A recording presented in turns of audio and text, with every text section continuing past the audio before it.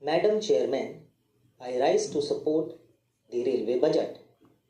At the outset, I congratulate the Honorable Minister for presenting a socio-economic, development-oriented budget for the first time by giving concessional and free journey facility by rail to war and police widows, disabled and industrial workers awarded for productivity and technological innovation.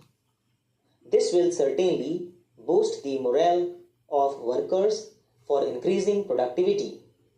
I am not happy at the second class fare increase. Due to financial constraints, the Honorable Minister has been forced to increase the second class rail fare. The second class rail fare should not have been increased and the passengers should have been spared of this increase in the second class fare.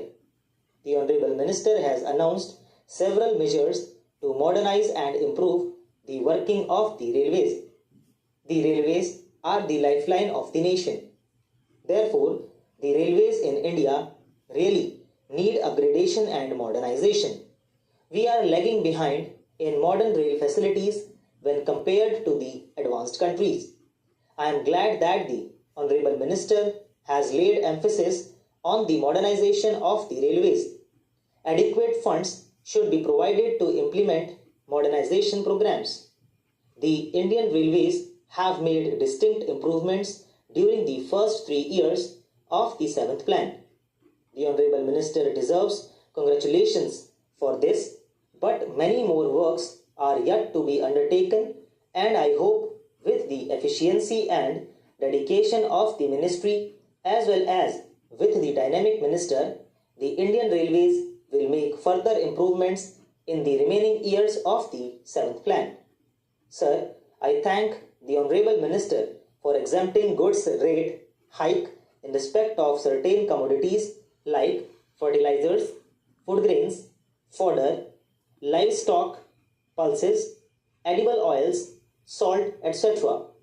These are the essential commodities of common use. So, this exemption will provide a great relief to the common man.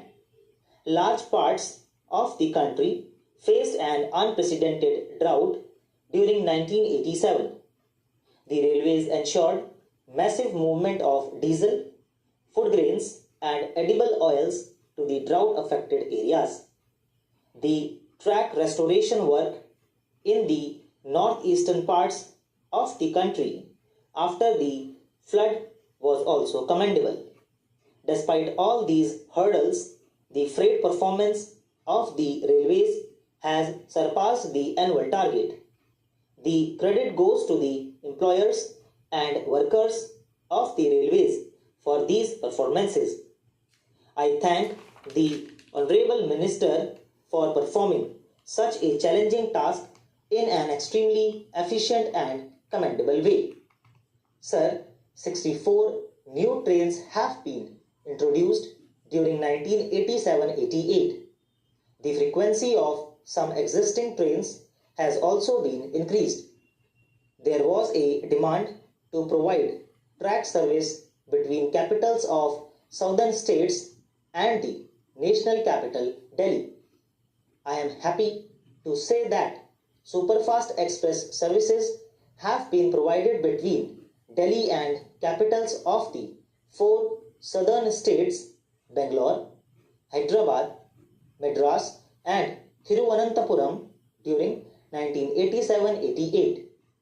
The minister has given a list of some new trains proposed to be introduced from 1st May 1988. Now, I would like to say a word about computerization of passenger reservation. The government have taken steps in this respect, but it is limited to Delhi and a few metropolitan cities. I am glad to learn that computerized passenger reservation facility is going to be introduced at some other cities like Ahmedabad, Bangalore, Bhopal, Lucknow and Hyderabad. I urge upon the government to extend such a facility to Mysore also.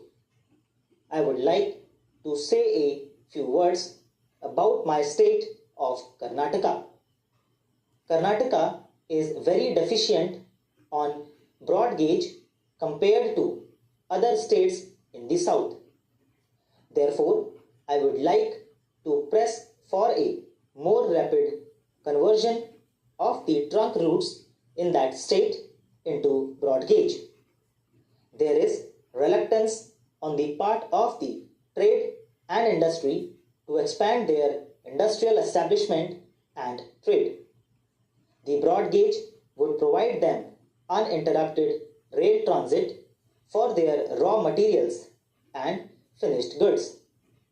The conversion of Bangalore-Mysore railway line into broad gauge was sanctioned during 1979. The estimated cost of the project was rupees 26 crores.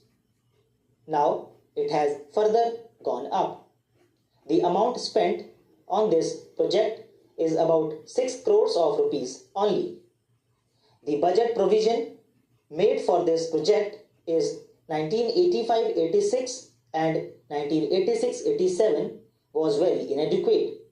Therefore, I would like to request the Honorable Minister to provide sufficient funds for this conversion project so that it can be completed by the end of the 7th plan.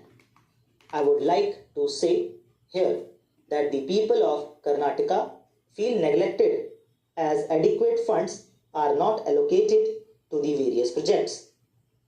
The people of Karnataka have been demanding for a separate southwestern railway zone. Recently, there was an agitation over this issue. This is a genuine demand of the people of Karnataka, which they have been pressing for long. The government of India should take immediate steps to set up a separate southwestern railway zone with Bangalore as its headquarters. तो दोस्तों इसी के साथ आज की तीनों dictation